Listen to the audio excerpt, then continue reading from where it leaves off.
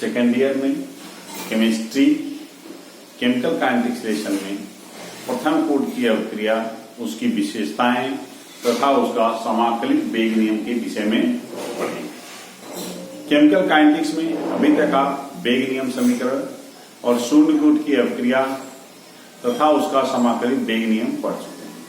तो आइए देखते हैं हम लोग प्रथम कोट की अवक्रिया के लिए वेग नियम समीकरण कैसे डिराइव कर सकते हैं और प्रथम कोट की अवक्रिया जो होती है उसकी विशेषताएं क्या क्या हैं। तो सबसे पहले देखते हैं प्रथम कोट की अवक्रियाएं।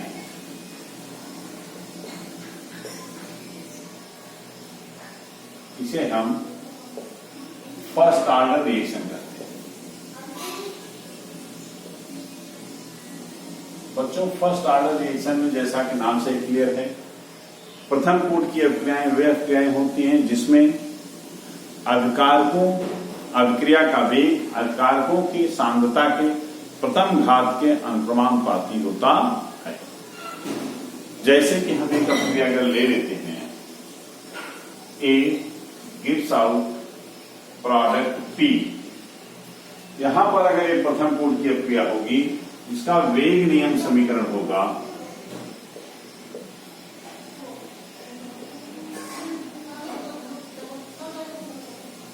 ये हो जाएगा R equal to A into A power 1, अर्थात अभिकारकों की जो सांद्रता को व्यक्त करने वाला पद होता है उसका घातांक 1। बच्चों, अब इसी अभिक्रिया को अगर हम समाकलित करेंगे प्रथम कोट की अभिक्रिया के लिए, देखिए किस तरह का समीकरण हमको प्राप्त होगा।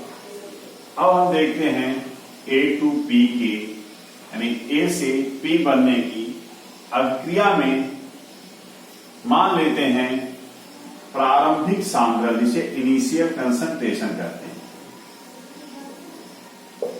ये A0 है, जैसा कि जीरो कोड में भी आपने देखा था।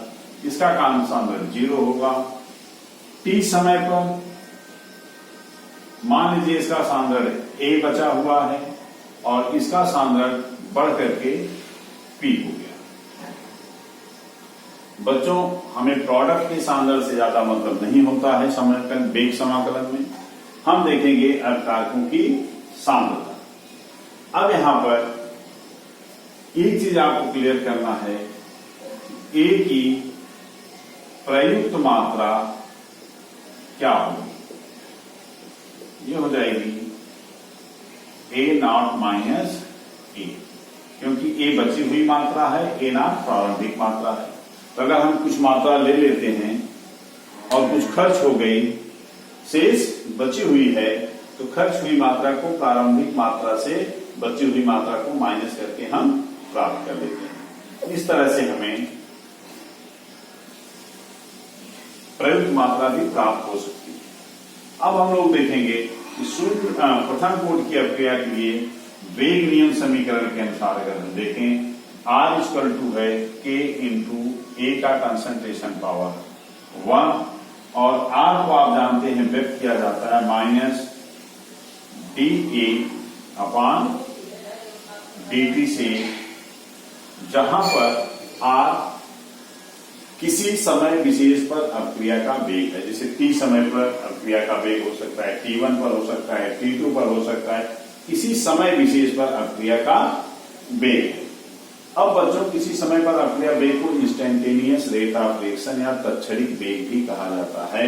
ये आपको पहले से ही क्लियर है। अगर हम तत्क्षणिक वेग के लिए समीकरण ज्ञात करेंगे तो हमें समाकलन करना पड़ेगा। हमने आपको बताया था कि तत्क्षणिक वेग ज्ञात करने की दो विधियां हैं। एक विधि थी ग्राफिकल मेथड, उसे हम आपको बता चुके हैं। दूसरी विधि जो है वह है समाकलन का, जैसा कि शून्य कोट की अभिक्रिया में भी हम लोगों ने किया था।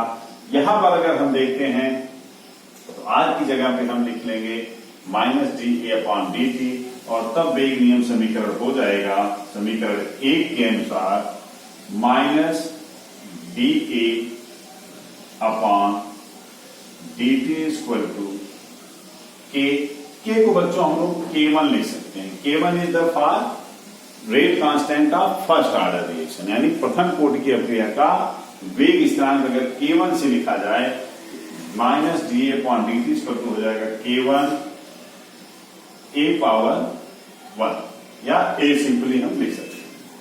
अब थोड़ा सा अगर इसको हम रीअरेंज कर लें, सेम क्वांटिटी को एक तरफ करें, यानी हो जाएगा minus D A upon A equal to K1 D, या फिर इसी को हम थोड़ा सा अगेन रीअरेंज कर लें, अगर ये हो जाएगा, चलिए इसी को हम देखते हैं, ये हो जाएगा D A upon D T equal to minus K1 D, समीकरण नंबर 3। अब इसका अगर हम समाकलन कर लें विदाउट लिमिट, आप जानते हैं minus D A upon D T का, sorry minus D A upon A, यहां से हम इसको लेके यहां गए, minus D A upon A की value, sorry D A upon A का लॉग क्या होगा, सॉरी समाकलन क्या होगा, इसको अगर हम देखें हैं ये लॉग में आता है, आपको पता है, ये हो जाएगा log A equal to minus K1 T plus I, जहां पर आई एक स्थिरांक है जिसे हम समाकलन स्थिरांक करते हैं।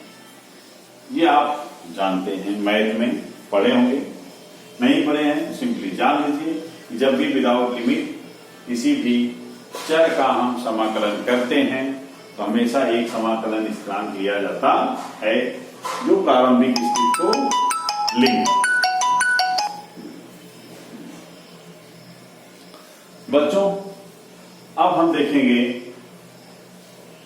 कि अगर हम प्रारंभिक स्थिति को अप्लाई कर लें, प्रारंभिक स्थिति में ए की वैल्यू होती है ए नॉट और टी की वैल्यू होती है 0, समय शून्य होता है और कंसंट्रेशन प्रारंभिक होता है। इस स्थिति को अगर हम यहां पर पुट कर दें इक्वेशन 4 में, हो जाएगा log A naught equal to K T की वैल्यू 0 हो जाएगी बिकॉज टी इज 0, तो केवल टी की जगह पे 0 हो जाएगा, केवल आई बचेगा। हम इसका मतलब कह सकते हैं कि log A naught equal to क्या है, आई है। आई की जगह पर अगर ये वैल्यू हम पुट कर दें, अगेन हमें मिल जाएगा log A equal to minus K1 T plus log A naught. अब अगर हम इस इक्वेशन को थोड़ा सा रीअरेंज कर दें, हम लिख सकते हैं K1 टी इक्वल टू हो जाएगा log A not minus log A, इसको इधर लाएंगे प्लस हो जाएगा, इसको इधर ले जाएंगे माइनस हो जाएगा। अब आप लिख सकते हो K1 टी इक्वल टू हुआ log A naught upon A. क्यों? क्योंकि log A minus log B equal to होता है लॉग ए अपॉन बी। इस तरह से हमें एक समीकरण प्राप्त हुआ जिसको हम प्रथम कोटि की अभिक्रिया के लिए समाकलित वेग नियम कहते हैं। बच्चों इस पूरे कैलकुलेशन में मैंने नेचुरल लॉग ln का प्रयोग किया है, लेकिन प्रायोगिक दृष्टिकोण से नेचुरल लॉग का महत्व हमारे लिए नहीं होता है। हम जब तक बेस लॉग 10 यानी जो टेबल हमें दी जाती है वो 10 के घातांक वाली लॉग टेबल होती है, तो हम 10 के घातांक वाला जो लॉग होता है उसको LOG से लिखते हैं या ln बेस 10 से लिखते हैं। ये मैथ की चीजें हैं, थोड़ा सा आप माइनर इसमें देख लीजिए।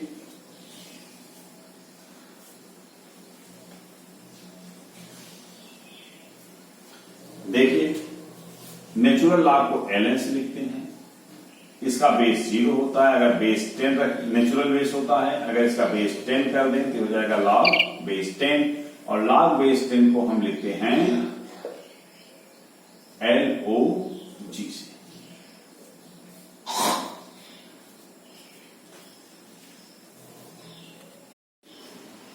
तो बच्चों, ln जो नेचुरल लॉग है, जब इसको हम बेस 10 के लॉग से रिप्लेस करते हैं, एक गुणांक है 2.303, एक गुणांक है जो इसका कन्वर्जन फैक्टर है, यानी इनको परिवर्तित करने के लिए इस गुणांक का प्रयोग किया जाता है, और ये होता है natural log equal to 2.303 log base 10, यानी ln बेस 10 या LOG, एक ही रिलेशन है। तो यहां पर अगर हम देखें K1T इक्वल टू क्या था, ln natural log concentration of A0 upon A, अगर ln को हम रिप्लेस करेंगे तो हो जाएगा 2.303 log A0 upon A, that is the K1T। Then K1 equal to हो जाएगा 2.303 upon T log A0 upon A। This is the integrated rate law equation for the first order reaction। प्रथम कोटि की अभिक्रिया के लिए यह समाकलित वेग समीकरण। कभी कभी A0 और A की वैल्यू इस तरह से दे दी जाती है, जैसे मान लीजिए A गिव्स आउट प्रोडक्ट है, प्रारंभिक सांद्रण A0 से न लेकर के A में दिया है, A मोल मान लीजिए, A मोल प्रति लीटर, और T समय पर सांद्रण जो है वह है A माइनस एक्स। तो सीधी सी बात है कि प्रारंभिक सांद्रण A0 की जगह पर हम लिख लेंगे A, और A की जगह पे लिखा जाएगा A माइनस एक्स। ये वैल्यू अगर हम पुट कर दें तो K1 इक्वल टू हो जाएगा 2.303 upon T log A upon A minus x.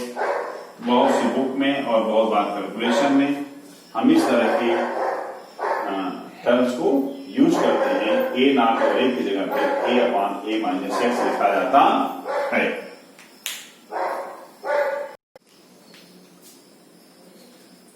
बच्चों, आज हम लोग बस इतना ही देखते हैं।